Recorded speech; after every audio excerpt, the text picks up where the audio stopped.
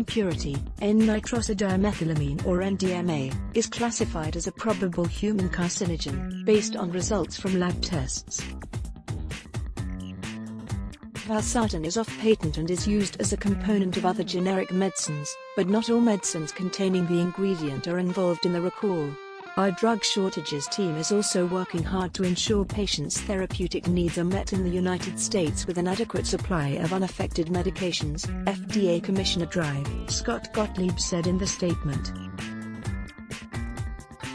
The FDA action came after 22 other countries issued recalls involving 2,300 Valsartan batches sent to Germany, Norway, Finland, Sweden, Hungary, the Netherlands, Austria, Ireland, Bulgaria, Italy, Spain, Portugal, Belgium, France, Poland, Croatia, Lithuania, Greece, Canada, Bosnia and Herzegovina, Bahrain and Malta. Now, the US recall has left some patients who take Valsartan-containing drugs scratching their heads over what to do about their treatment regimens.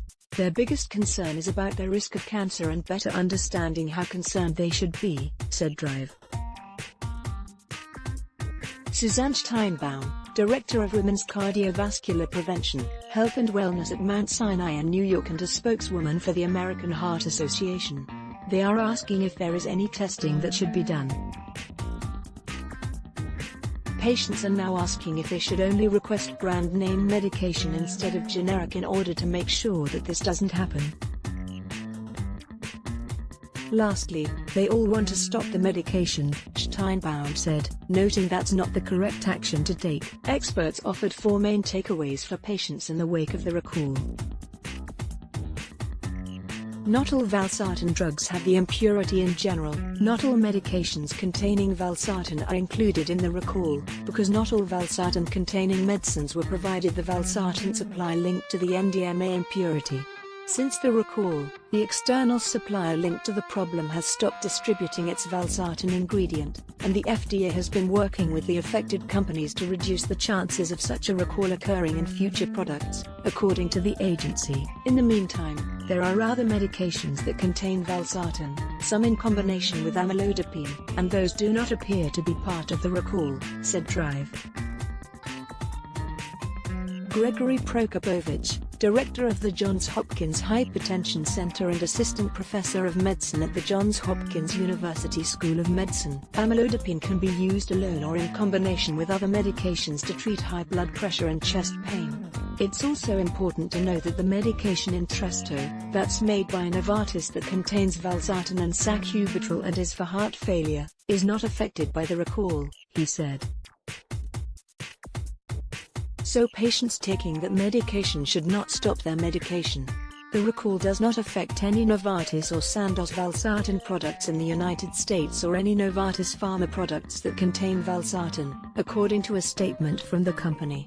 The Valsartan API, active pharmaceutical, ingredient, in these products does not come from the same source as those products affected outside the United States, the statement said, as specific batches of Sandoz Valsartan and Sandoz Valsartan and hydrochlorothiazide film-coated tablets were recalled outside the US this month. Patients in the US taking those Valsartan medications or Divan HCT, Exforge HCT or Entresto should continue as directed by their physicians, the statement said. The FDA noted that patients should look at the drug name and company name on the labels of their prescription bottles to determine whether their medicine has been recalled. If the information is not on the bottle, patients should call their pharmacy for those details.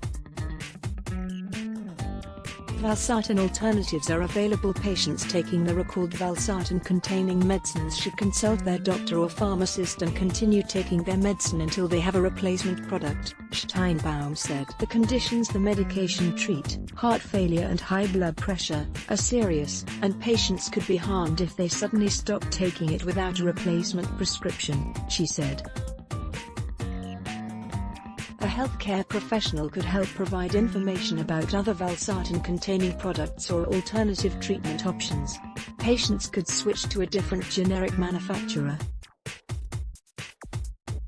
or they could switch to another medication in the same class of drugs. The class of drugs is known as angiotensin receptor blockers, or ARBs, Prokopovich said. There are 8 drugs on the market in that category. So there's a number of drugs to which they could be switched, other than Valsartan. Examples are Valsartan, Valsartan, Valsartan, and there are a number of others, he said. In addition to the ARB drugs, there are many other blood pressure drugs that could be easily and safely substituted for Valsartan, even outside of that category. So it varies from patient to patient. Those patients who have switched to a different drug should monitor their blood pressure closely, said Drive. Erin Mikos, an associate professor and associate director of preventive cardiology at Johns Hopkins Medicine. It is possible their blood pressure might respond differently to the new medication and doses might need to be adjusted under the guidance of their healthcare provider, said Mikos, whose own patients have been asking her about the Valsartan recall. Whenever changing or adjusting new blood pressure medications, I recommend that patients keep a log with their blood pressure numbers and time of day the measurement was taken, and share this log with their healthcare provider to review and make adjustments, she said. I'm mostly just switching my patients off Valsartan to another ARB. That is the easiest solution. What is the Valsartan cancer risk? As of now, the long-term risks posed by the MDMA found in certain Valsartan-containing drugs remain somewhat unknown, and the amount of MDMA consumed would play a role in those risks, Mikos said. In other words, the dose makes the poison, she said. What we know about the dangers of this impurity comes primarily from laboratory studies. It is a toxin that can affect the liver and cause liver fibrosis or scarring and liver tumors in rats, so it is assumed to be toxic to humans, as well, Mikos said. In these animal studies, they usually give large quantities, so again, the risk is likely not the same equivalent in humans, she said.